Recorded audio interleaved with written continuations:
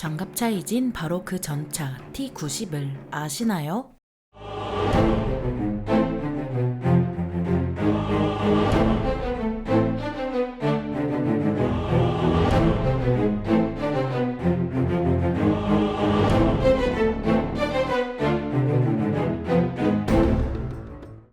안녕하세요. 지식 스토리입니다. 이번에는 현대 러시아의 주력 전차 T-90에 대해 알아볼 텐데요. 냉전시대 소련의 기갑 웨이브는 서방 세계에 있어 공포의 대상이었는데, 소련은 바르샤바 조약기구에 5만 대가 넘는 기갑 전력과 31개 사단을 동유럽에 전진 배치했습니다. 소련은 언제든지 나토의 조그마한 군대는 오만의 강철 궤도로 뭉개버릴 기세였고, 미국이 베트남전으로 허우적대는 동안 군사력을 착실하게 증강했습니다. 베트남전이란 수렁에 빠진 미국은 모병제로 전환하더니 군사력 감축을 멈추고 전력차를 극복하기 위한 기술과 전략 결합을 시도했죠. 미국은 고등연구 계획국을 중심으로 장기 연구개발 프로그램을 진행시켜서 군사기술의 발전을 추구했는데요. 잠들어 있던 미국이 기지개를 켜자 소련은 나름대로 군사력을 증강했고, 당시 소련이 개발했던 주요 무기 중 기갑 차량은 서방 세계에 있어 공포와 환상의 대상이었습니다. 소련은 1964년 오비액트 431을 기반으로 T-64를 개발했지만 T-64의 잦은 고장을 해결하고자 오비액트 171을 구상했습니다. 소련은 오비액트 172의 신뢰성을 크게 향상한 T-72를 1973년부터 대량 생산했지만 앞으로 다가올 비극은 예상하지 못했는데요. 당시 소련의 신형 전차 개발은 우랄 설계국, 모르조프 설계국, 키로프 공장 설계국 등 여러 전차 공장과 설계국들의 치열한 경쟁이었죠. 각 설계국이 개발하는 기갑 차량은 소련 국방부 기갑 차량 관리부서에서 지정한 오비액트 코드가 부여되면 시제 차량을 만들 수 있었습니다. 그렇게 만들어진 시제 차량은 군의 시험을 거쳐 제식으로 채용되면 T 번호가 부여됐습니다. 이렇듯 다양한 설계국들의 치열한 경쟁은 공산주의에서 빼놓을 수 없는 나눠먹기로 전향될 수밖에 없는 구조였는데요. 그래서 소련은 설계국 간의 다툼을 해결하며 T-64와 T-71을 한꺼번에 교체할 우수한 전차를 개발하고자 했고, 그렇게 오비액트 219가 승인됐습니다. 하지만 정작 일선에서 굴러야 할 T-64와 T-72는 각각 부족한 신뢰성과 부족한 생존력을 해결하지 않고 그대로 넘겨버렸습니다. 소련이 기대하는 오비액트 219는 키로프 공장 설계국이 담당하기로 했고, T-64를 개발하면서 얻은 성과를 바탕으로 개발에 들어갔는데요. 때마침 이 시기에 대전차 미사일이 유행했고, 당시 대전차 미사일의 속도는 느린 편이라 당연하게도 이를 피하거나 막기 위한 노력이 이어졌죠. 소련은 T-64의 가스터빈 엔진을 탑재하는 연구를 통해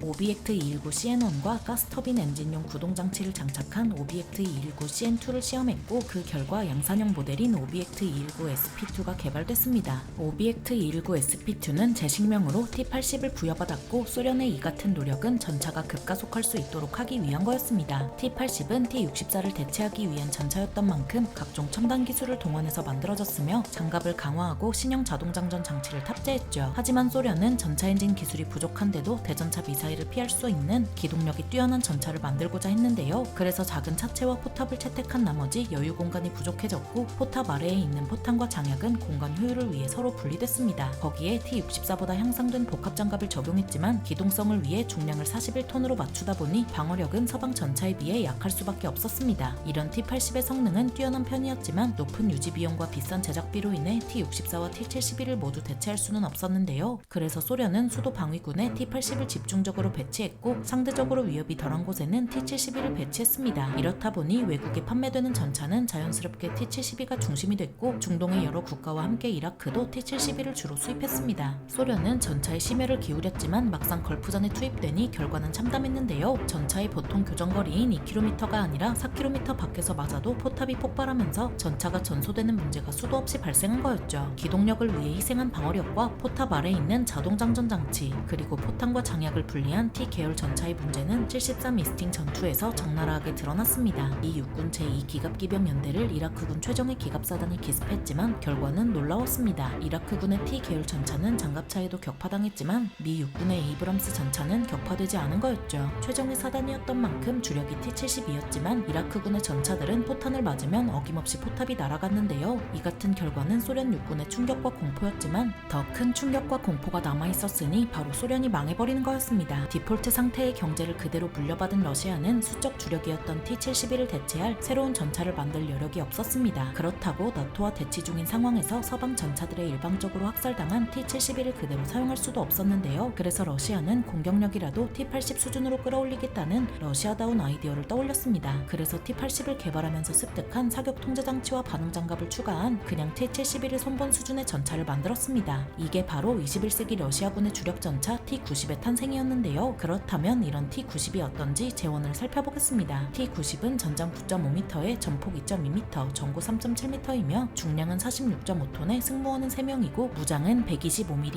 EA 사륙엠포 한문, 7.62mm 동축기관총 한정, 12.7mm 중기관총 한정이며 최대 속도는 시속 60km에 항속거리는 550km입니다. 먼저 T-90의 공격력은 주포와 동축기관총, 대공기관총이 담당하는데요. 주포는 T-80의 125mm EA 사륙엠으로 내부 포탑을 분해하지 않고 교체할 수 있으며 포발사 대전차 미사일을 포함한 다양한 포탄을 발사할 수 있습니다. 포탑은 이면 전기기계 안정화 시스템에 의해 전동으로 작동하며 포탑이 빠르게 회전할 수 있어서 더 강력한 전투력을 발휘할 수 있습니다. 포탑 아래에는 자동장전 장치와 탄약이 있고 총 22발의 포탄과 장약이 분리되어 있는데요. 동축 기관총으로는 PKT가 장비됐으며 대공 기관총으로는 NSV가 장착되어 있고 완전 자동 방식으로 쏠 수 있는 NSV는 헬기를 쫓아내는 용도로 쓸 수 있죠. T-90은 이전 전차들보다 향상된 야간 전투력을 확보하고자 새로운 야간 조준경을 적용했고 최대 1500m의 시야를 제공합니다. T-90의 방어력은 복합장갑과 폭발 반응장갑이 담당해서 주조장갑의 T-72보다 방어력이 향상됐고 차체 정면은 날개 안정 분리 철갑탄 기준 800mm의 방어력을 지니고 있는데요. 하지만 우크라이나전에서 엔로우에 격파당함으로써 실제 차체 장갑 수준은 이보다 떨어지는 걸로 밝혀졌죠. 포탑의 방어력은 포신 좌우측이 860mm, 포신 중앙이 450mm로 정면에서도 포신 중앙을 명중당하면 그대로 관통당할 수 있습니다. 그래서 이번 우크라이나전에서 매복한 전차가 조준 사격하면 정면 장갑조차 격파되는 사례가 속출하고 있어서 T-72 계열의 한계가 적나라하게 드러났습니다. 그래서 T-90에는 슈토라 원 능동 방어 체계를 탑재해 레이저 경고 시스템이 적의 위협적인 레이저를 감지하면 자동으로 포탑을 돌려 연막탄을 발사하고 적외선 교란으로 대전차 미사일을 방해하죠. 마지막으로 T-90의 기동력은 수랭식 사행정 피스톤 엔진 시스템이 담당하고 있으며 최대 1600L의 연료를 채울 수 있는데요. 이 엔진 시스템은 예열 없이 영하 20도에서도 작동하며 최대 736마력을 낼 수 있죠. 이외에도 토션바 현가 장치와 기계식 변속기가 장착돼 기동력은 준수한 것으로 여겨지고 있습니다. 하지만 T-90은 중량이 46.5톤으로 최신 보병 전투차와 비슷한 수준이라 방어력이 상당히 떨어진다는 게 체첸전과 우크라이나전으로 드러났습니다. 슈토라-1은 물론 폭발 반응 장갑조차 대전차 미사일에 전혀 대응하지 못하고 있는 데다 결정적으로 T-90의 장갑이 얇아서 대전차 로켓조차 제대로 막지 못하고 있는데요. 이런 T-90을 가장 많이 운용하는 나라는 놀랍게도 인도로 무려 2078대나 운용하고 있습니다. 인도는 세계에서 가장 많이 T-90을 운용하지만 문제는 앞서 언급했던 대로 방어력이 낮은지라 인도는 자체적으로 아준전차를 개발했는데도 저열한 성능으로 대량 도입할 수 없었습니다. 러시아도 T-90의 문제를 모르는 게 아니라서 개량형인 T-90M을 만들어냈고 2017년 초에는 T-90M 프로리브 3까지 만들었죠. 공격력, 방어력, 기동력 모두 향상된 개량형이지만 우크라이나전에서 브래들리 보병 전투차에 격파당하는 수모를 겪고 있는데요. 다만 25mm 기관포에 격파당한 게 아니라 대전차 미사일과 드론으로 마무리된 거라 그래도 방어력은 전차에 걸맞다는 걸 알 수 있습니다. 현대 러시아의 주력 전차 T-90에 대해 알아봤는데요. 영상이 유익하셨다면 구독과 좋아요 부탁드립니다. 감사합니다. 지식스토리였습니다.